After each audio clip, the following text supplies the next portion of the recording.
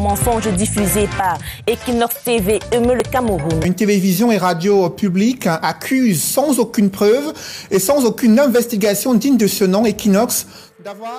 Equinox a fait un travail qui a été jugé peu professionnel, du moins qui a été attaqué sur beaucoup de points.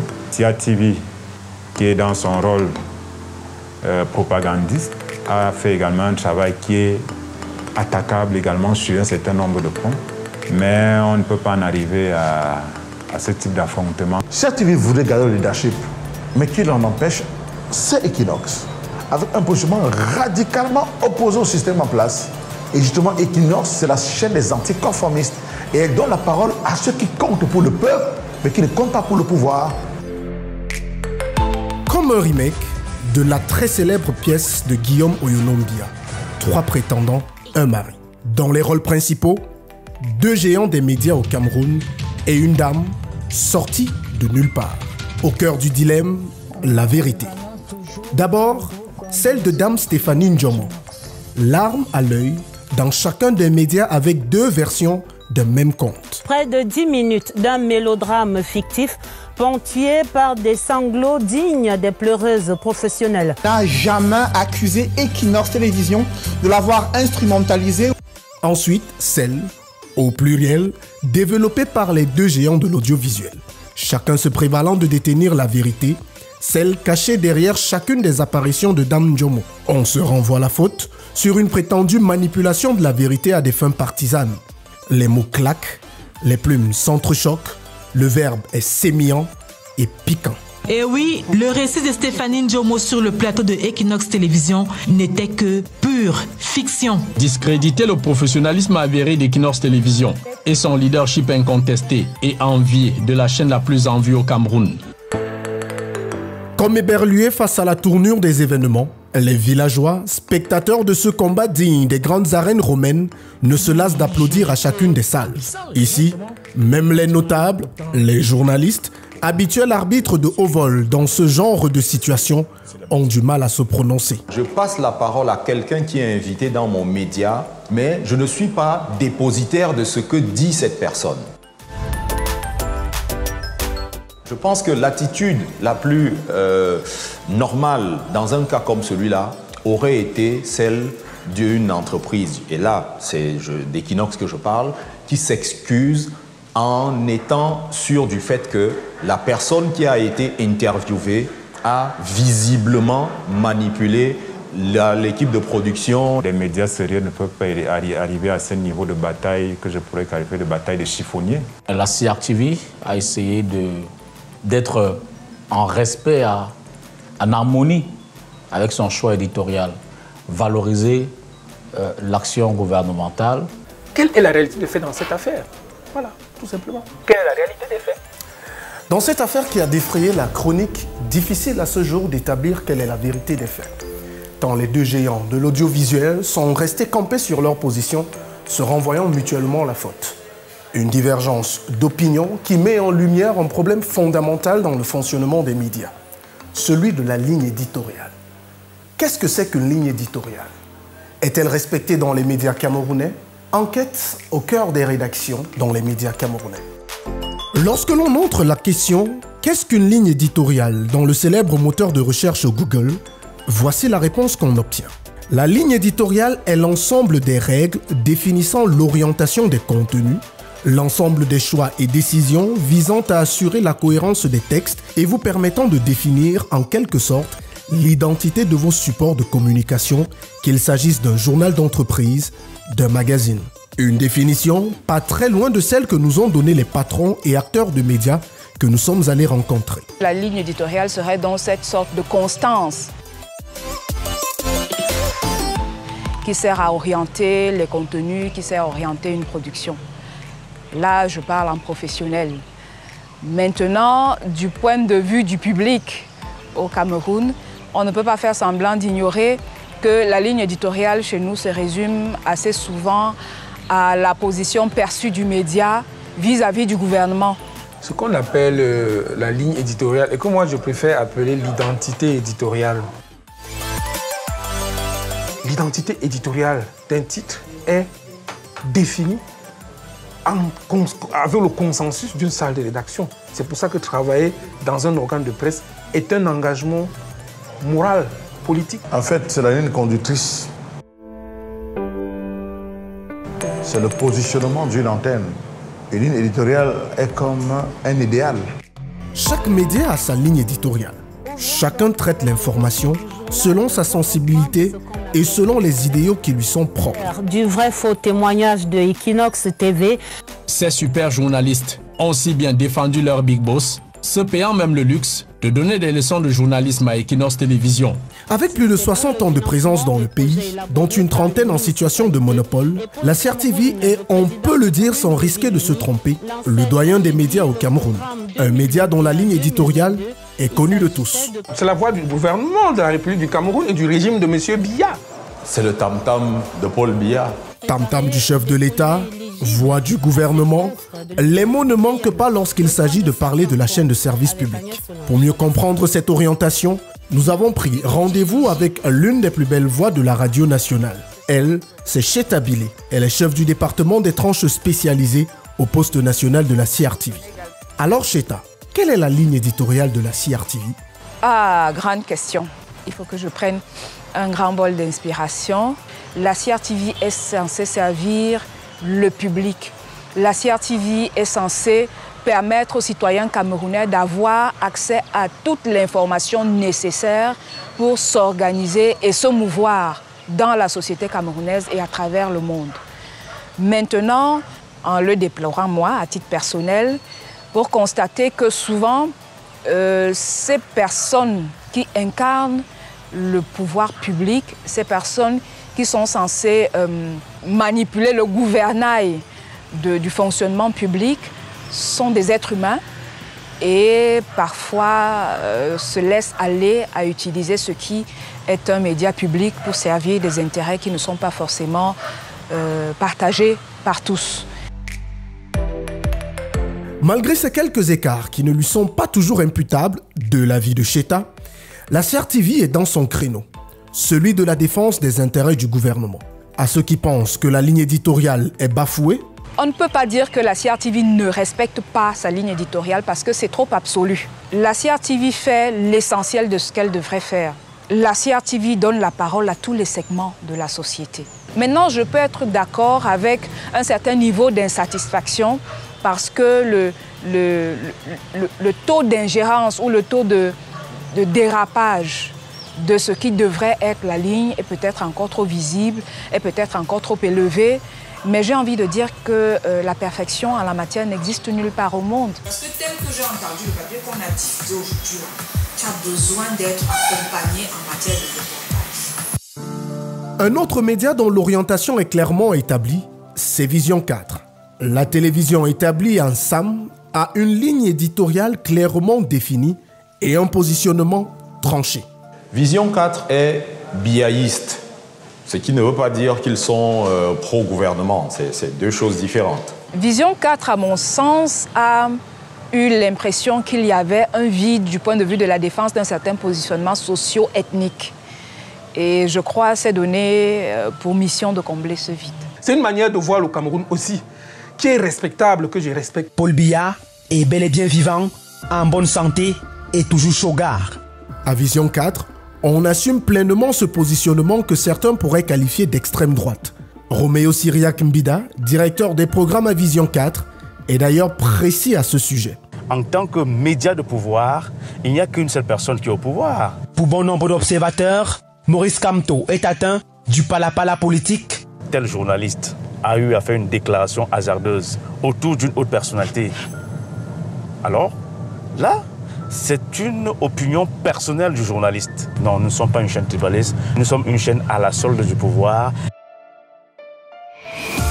Outre ces deux médias qui sont classés à droite et à l'extrême droite, il y a bien des médias de gauche, si l'on considère bien sûr que la gauche, c'est l'opposition. Mais aussi, il y a des médias centristes qui s'assument. C'est un peu le cas de STV. Nous y avons rendez-vous avec Dipita Tongo, le coordonnateur de la rédaction. Centriste, si on peut le dire comme ça, ni de gauche ni de droite. L'enjeu pour nous, évidemment, c'est de donner des éléments à nos téléspectateurs, au public, de prendre conscience des enjeux de ce qui se fait autour d'eux, le maximum d'éléments pour, en cas de choix, peut-être dans la sphère politique, décider en toute âme et conscience. Dans l'univers de la télévision au Cameroun, les lignes éditoriales sont clairement définies et chacun essaye de s'y conformer, quoi que l'on dise. Entre les médias de la droite, ceux de l'extrême droite ou encore les centristes et ceux de la gauche où l'on retrouve pratiquement Equinox Télévision en seule figure de proue de ce mouvement, eh bien, les téléspectateurs camerounais ont largement l'éventail du choix. Quid alors de la presse écrite et des radios? Depuis la libéralisation du secteur de l'audiovisuel dans les années 2000, l'un des médias qui a connu une éclosion fulgurante dans le paysage camerounais, c'est bien la radio. À tel point qu'aujourd'hui, on compte pas moins d'une centaine de radios émettant dans les seules villes de Yaoundé et Douala. Une pluralité d'offres qui permet aux auditeurs d'avoir le choix en fonction des convictions personnelles. À Douala, où nous avons pris rendez-vous avec 2 radios qui ont pignon sur rue, les positions de ces dernières sont assez claires. ABK Radio et Balafon sont toutes des radios centristes. N'allez surtout pas croire à un mimétisme lié aux ressemblances au niveau des couleurs de ces radios, encore moins au fait qu'elles soient voisines. Leur positionnement cadre avec les objectifs fixés dès le lancement de ces dernières, tels que le précise ici Cyril Bojiko, promoteur de Balafon, et Achille Asako de ABK Radio. Comme le dit son slogan, la radio qui vous écoute, nous sommes proches du peuple. Nous sommes la voix des sans-voix. C'est une ligne éditoriale, on va dire, très très simple. Vous avez des choses à dire, venez sur ABK Radio. Assumer clairement sa ligne, au-delà de toute critique, c'est aussi le credo dans la presse écrite. Dès les années 90, les nombreux titres qui ont pris possession des kiosques à journaux ont apporté une pluralité d'opinions et de points de vue, véritable expression de la démocratie. Si l'un des pionniers qu'est le quotidien Le Messager est aujourd'hui dans la tourmente sur le plan financier, il a conservé son âme. Alors, Le Messager, fidèle à son fondateur, Père Sonam Punjawe, un organe de presse qui a son positionnement qui est radicalement opposé à l'establishment. Quel que soit le dirigeant qui viendra, Le Messager gardera ses positions. Et c'est normal en démocratie. Voilà l'incarnation de la vraie démocratie dans la presse écrite, Le Messager. Georges-Alain Boyomo et Aman Mana sont tous les deux directeurs de publication de 2 des plus grands quotidiens au Cameroun, Mutation et Le Jour. 2 quotidiens dont les orientations éditoriales sont un tantinet opposé. Quand Mutation se veut centriste et l'assume, du côté de Le Jour, on ne refuse pas l'étiquette de poil à gratter du gouvernement que lui donnent certains observateurs de la scène médiatique camerounaise. Donner une information globale sur la vie du Cameroun pour permettre aux citoyens de déterminer son choix. À côté de cela, nous avons un engagement fort pour la défense des droits de l'homme et l'existence de la démocratie et de la bonne gouvernance dans notre pays. Nous traitons l'information sans parti pris, sans acharnement, sans compromission, sans complaisance. Pourquoi anti-gouvernement? Expliquez-moi, comment un journal peut être anti-gouvernement? Le gouvernement, c'est l'entité qui est censée garantir la sécurité, un minimum de bien-être, l'éducation, la santé aux citoyens. En tant que journal, nous vérifions si cela est fait. Si cela n'est pas fait, nous le disons. Et si cela n'est pas souvent fait, comme c'est le cas au Cameroun, nous le disons aussi souvent que cela est possible. C'est ça le problème. Si c'était souvent fait, pourquoi nous ne le dirions pas? Au jour où nous disons quelque chose de positif sur le pouvoir, ceux qui sont de la ligne adverse ou de l'opposition vont dire que bon, on a déjà pris fait cause pour le pouvoir. Et ceux qui sont de l'opposition, lorsqu'on dit du bien d'eux, le pouvoir dit que non, vraiment, on pensait que Mutation était un journal indépendant. Non, on est également face à cette réalité-là, mais nous restons fidèles à notre charte éditoriale. Quoi qu'en disent les patrons de médias, il y a toujours dans les orientations éditoriales de ces derniers une notion partisane, quoi qu'inavouée. Ce qui emmène à se poser des questions autour de la neutralité des médias. Alors, un média ne doit-il pas être neutre? Oula, le média neutre, je le cherche. Je le cherche et je ne le cherche pas seulement au Cameroun, je le cherche à travers le monde. Et humblement, je n'ai pas encore trouvé. Lorsque le pouvoir pose une action positive qui est capable de dire que c'est une action positive. Lorsque l'opposition fait une action négative, nous sommes également en mesure, en capacité, suivant notre ligne éditoriale, de dire que c'est une action négative. Il est très difficile quand même de trouver des médias neutres, mais chacun requalifie le fait selon sa ligne éditoriale. Chacun a son camp. Et dans cet environnement où l'alignement compulsif est la règle, je crois que mutation est le seul, sinon l'un des rares journaux à garder sa ligne. Il n'est pas juste, il n'est pas honnête de donner l'impression d'être neutre, c'est tant il est qu'on peut l'être, alors qu'en réalité, dans le traitement, dans le choix des sujets, c'est pas ce qui est reflété. Une absence de neutralité qui s'explique de l'avis des acteurs du monde des médias. Et parmi les raisons évoquées, il y a la question de la formation des journalistes, eux qui sont en charge d'appliquer les lignes éditoriales des médias pour lesquels ils travaillent. Et bien entendu, le rôle parfois trouble du gouvernement. Si vous êtes financé par quelqu'un, il vous dit ce que vous devez dire. Il vous dit ce que vous devez dire. Quand, par exemple, sur la CRTV, le directeur général dit que c'est le tam-tam du président de la République, c'est parce que le président de la République l'a porté à ce poste, c'est parce que c'est le président de la République et ses démembrements qui décident des subventions accordées à cet organisme-là. Et par contre, si vous avez des accointances avec des gens qui ont intérêt à ce que le son de cloche contraire retentisse un peu plus, ces personnes-là mettent les moyens. Et si vous vous rendez compte que votre lectorat est celui qui préfère les scoops, le sexe, le scandale, ce que vous faites, c'est que vous donnez au lectorat ce que le lectorat veut et ça vous permet de survivre. Donc, il y a ce problème de dépendance financière qui entraîne une dictature dans la ligne éditoriale. Certains parce que simplement ils n'ont pas été formés pour, c'est-à-dire qu'ils ne sont pas allés formellement dans une école. Malheureusement, on ne met pas des mots assez clairs sur la ligne éditoriale dans les organes de presse. Parfois c'est délibéré parce que on ne veut pas se faire repérer, parce qu'on veut avancer masqué, souvent parce qu'on veut user de ruse pour pouvoir se laisser la latitude d'un peu d'opportunisme aussi. Il y en a qui sont devenus des procureurs, qui sont devenus des avocats, qui sont devenus